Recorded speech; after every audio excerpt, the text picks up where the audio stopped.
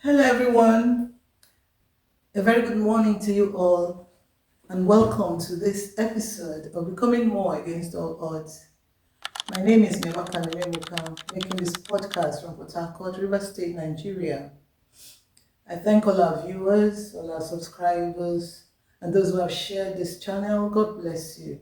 We value your time, and I pray that the time you spend here will not be wasted. Now, today we're going to be talking about how to become a millionaire in time. We're disrupting the imminence of change. Two very important events or experiences are contributory to this topic. The first being a book I read on Audible by Susan Cain called The Quiet Life, where she talked about the life of the introvert in a world that never stops talking. And then the second experience was a health scare that I got where I tried, I was motivated. I came into retrospect trying to think about how I have spent my life, whether I have realized my dreams or, I've just been existing without paying attention to the things that are of priority to me.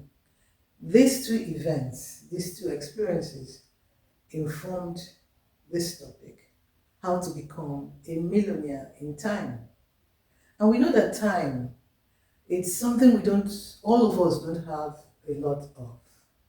It's exhaustible, it's priceless, you know. So how do we become a millionaire in time? And I want to define time as the magnitude, of quantity of duration.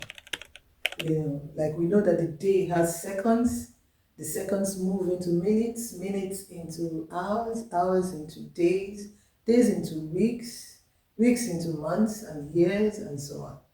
So how do we maximize the time we have in order to lodge in, put in time into our time bank, just as we can lodge in money into our bank accounts? That's what we want to talk about.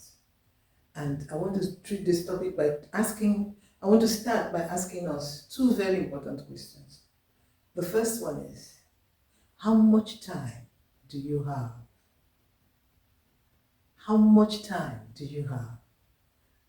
Or better still, how much remaining time do we have? We know that we're not here to live forever. Our time on earth is specific. It's not forever, it's not inexhaustible. So how much remaining time do you have? And secondly, how should you spend your remaining time? These are the questions, some of the questions we're going to treat on this particular episode. It is a fact that time is running out on our dreams, on our aspirations, on our soul's longings, the things that really make us happy and fulfilled.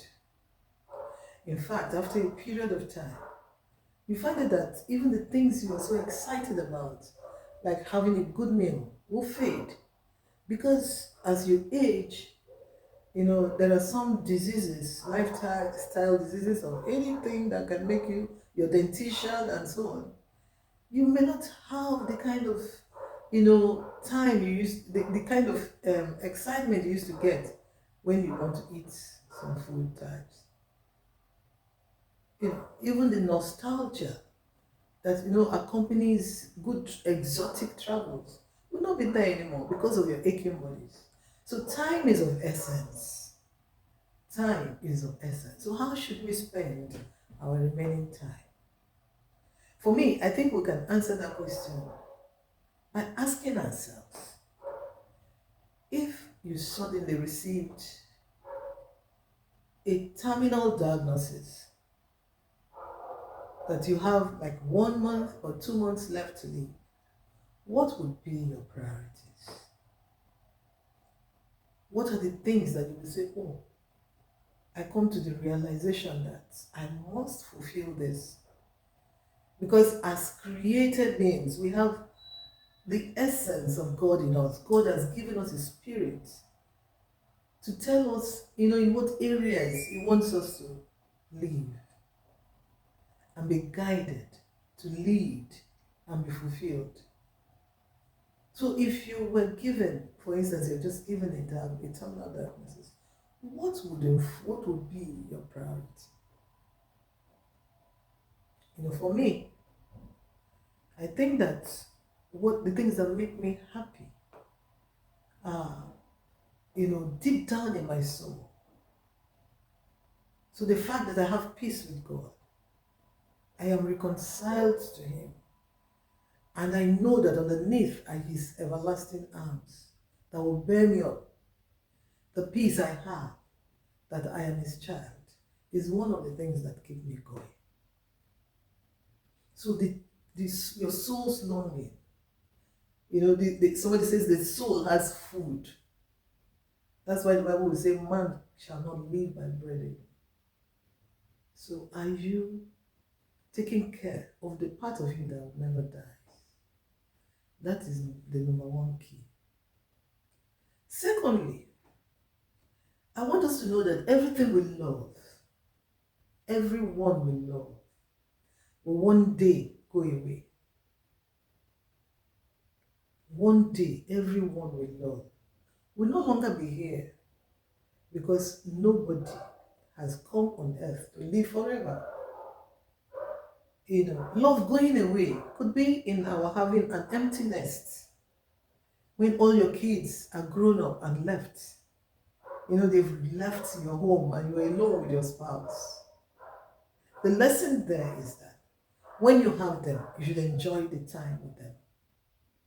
Invest time in them, inculcating into them values that they will thrive by when they go outside your home.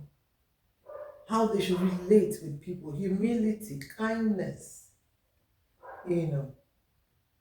friendship, team spirit, not being competitive all the time, detrimental competition. Teach them godliness, teach them contentment, teach them family values, that will give them the foundation to live outside your home. Enjoy the time. Put down that cell phone. Interact with them. Put up with their idiosyncrasies and enjoy them. Because one day, you'll be left alone. You and your spouse. Old bodies will be alone at home. And love going away can also be the demise of your beloved ones. Recently I lost my mom. She was nearly 92, but it still pains me today that she's no longer physically here on earth. So how should you take care? How should you value the time you have with your loved ones? If you think of the fact that a day is coming when your loved one, your spouse, will not be lying by your side in bed. Your beloved will no longer be riding by you in the car, will not be on the dining, sharing meals with you. How would you appreciate the time you have? How would you appreciate your parents, the ones that you love and care about? How would you spend time with them? How do you make time for them? Everything we love, everyone we love will someday go away. But the good thing is that love will come back, always come back in a different form. That's what I learned from The Quiet Life by Susan King. So, how do we make up? How do we lodge in time into our time bank? That is the thing I want us to consider now. What are the things we can do to make sure that we're having time, banking time up for ourselves? Number one that I want us to consider is that we should deliberately always live a life of meaning. Live a life of meaning.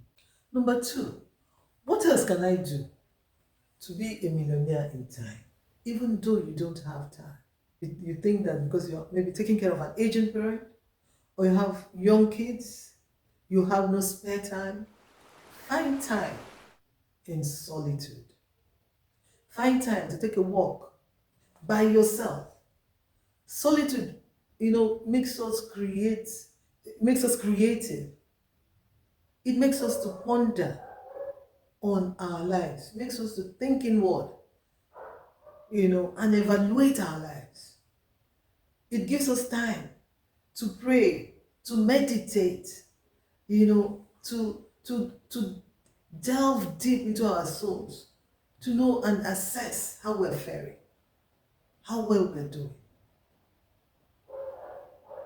When you do that, it gives you become creative. Your soul responds to the things that God wants you to do, and you'll be able to buy time. You rejuvenate. That's the word I was looking for.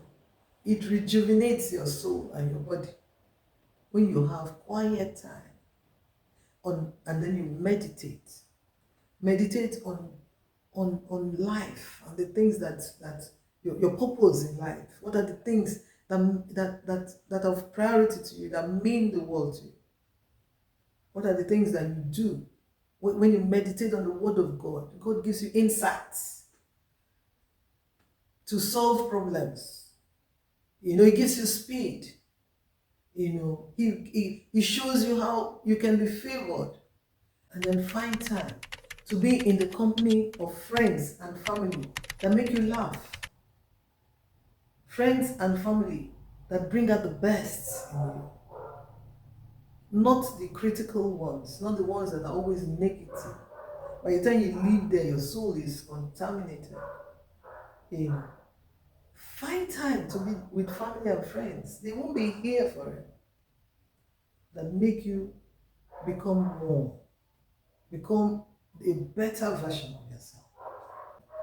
Do not spread yourself socially thin. It's not every invitation you should accept. It's not every leadership position you must take. In fact, if you must be a leader on your own terms, by your terms. Tell yourself, is this what I really want to do? If you were given a terminal diagnosis, would you say, yeah, I regret not accepting that board chairmanship? Or would you wake up every morning looking forward to a board meeting? Looking forward to leading people? If your answer is yes, you know what your calling is. And if it's no, you know what it is. So don't spread yourself socially thin. Be deliberate in the kind of invitations you accept, in the kind of places you go to, so that you can think, reflect, meditate on the things that you actually want to do, the things that are priority to you. Pay attention to the things you naturally gravitate towards. Naturally gravitate towards. Not the things that you're forced to do, not the opinions that people have about you. They think you can do this, so they ask you to do it. But pay attention to things you naturally gravitate towards. For some people, it could be writing. And for some others, it could be speaking. Some others, it could be just making clothes. Whatever it is that you naturally gravitate towards, that is your calling. Pay attention to that and do it well. Like the Bible tells us, whatever your hand finds to do it with all your might. Because that is where accountability will come from. If you have been endowed with something, you must give account of it in the end. So you must know what is it that you have been endowed, and then do it diligently with all your might. Be the best you can be in that area. If it means taking a course, take it. There are so many free courses on Allison, so many free courses on Udemy. Look for them and equip yourself better to do those things that you naturally gravitate towards. When you do that, you're lodging in, you're paying, you're becoming a millionaire in time because you're doing the things that matter, that are important to you. Be deliberate, live deliberately. And this will point you in your North Star. The things you naturally gravitate towards will point you in your North Star. What do I mean by that? You know, the three wise men in the Bible were able to find the Messiah because of a star that they saw in the north. It points you in your direction, in the direction you should go. It doesn't come easy. If you're mediocre, you're somebody who jumps from one place to the other without paying attention to your soul's longing, you will not find your North Star. And then if you have any question further, a further question on this, you can reach me on my email, mebakanimemuka@gmail.com. We can talk about it. But you must do the things that you naturally gravitate towards. And then finally, live boldly. Live a bold life. Live a joyful life. Live a fulfilling life, the grace that God has given to you. You're not here a second time. That's what I believe. You're here once, you live once.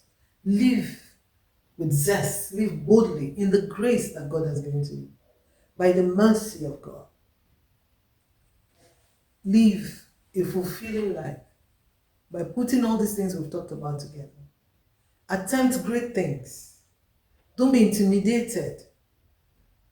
There is nothing you cannot do. There is nothing with God by your side. Live boldly. Live enthusiastically. Live happily. And the grace of God will bear you up. Okay. But first of all, you must know that God is there to bear you up. And you must reconcile. You must surrender to Him. You must give Him this life that He has given to you. Give it back to Him. Because you're not smart enough. You do not have the wisdom to live it. But by His grace and mercy, He can enable you to live a fulfilling life. That we can do if we surrender to Him, accepting what He has given in His Son, the death of His Son on the cross, and thereby giving our all to Him. In conclusion, I want to talk about a certain rabbi. In fact, first of all, I want to talk about a poet called Naomi Schnappner.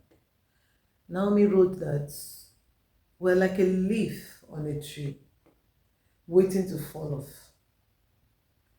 And she encouraged that we should all practice the act of disappearing, knowing that one day we will fall off. Now, this rabbi I was going to talk about was Susan Cain's grandfather, who died at the age of 94. But he was doing what he loved until he died. He was preaching, giving sermons, even when he couldn't walk and was in a wheelchair. He kept doing what he loved until he passed at the age of 94. Are you doing the things that you love? Run away from things that endanger your joy. Run away from toxic environment. Now, I'm not saying we should be reckless. We live in a real world. It doesn't mean that when you work in an office and maybe your boss gives you a hard time, you leave when you don't have an alternative. You have bills to pay. That's not what I'm talking about. But you should mentally remove yourself from toxic environments, from things that don't enhance you, things that make you unhappy. Remove yourself from those things and live a life of purpose. The things that make you happy, the things that make you fulfilled, the things that make you know that you're fulfilling your purpose on earth. Live deliberately, live joyfully, live fearlessly in the grace that God has given to you. When you do that, no matter the time that your journey on earth comes to an end, you would leave, you will exit. Somebody will say, let us die empty. As we know, the graveyard, they say, is the richest place on earth, where you have people die who don't fulfill dreams, not accomplishing their expectations. Let us die empty. Let us leave it all out. Lay all out on the table. Not recklessly, but purposefully doing the things that we know we can do to bring about quality, value in people's lives and in our lives as well. When we do these things, we'll be lodging in time into our time bank and becoming millionaire in time. God bless you. Thank you for listening to this podcast. I thank especially our subscribers, our viewers, those of you that like our channel. God bless you. I hope that we all will become millionaires in time, that we live purposeful lives, so that everyone around us will know that we add value to their lives as well. Knowing that everyone we have here, everything we love, will eventually go away. So why don't you leave and exit with a bang? God bless you. Until the next time, remain blessed. Thank you very much.